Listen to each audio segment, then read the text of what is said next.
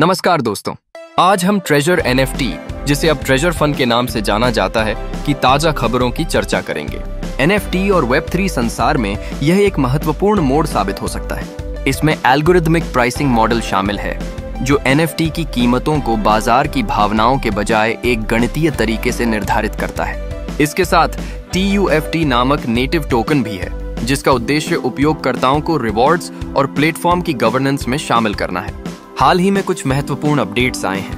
पहला, TUFT token अब PancakeSwap पर लाइव है, जिससे लिक्विडिटी में वृद्धि की उम्मीद की जा रही है। यह उपयोगकर्ताओं के लिए टोकन खरीदने और बेचने की प्रक्रिया को सरल बनाता है।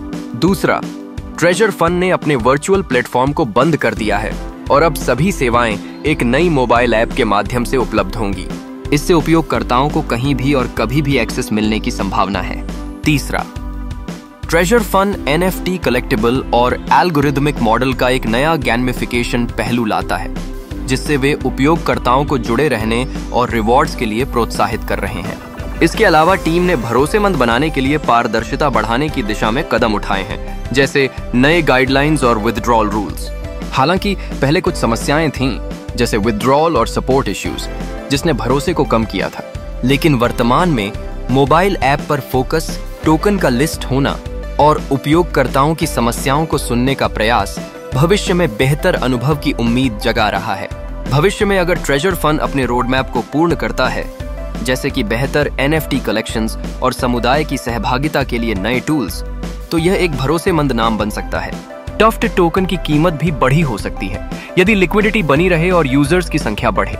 साथ ही Web3 में गैमिफिकेशन और NFT प्लस यूटिलिटी का प्रवृत्ति लगातार बढ़ रहा है। अगर ट्रेजर फंड इसी ट्रेंड पर टलती है, तो इसकी सफलता की संभावना बढ़ सकती है।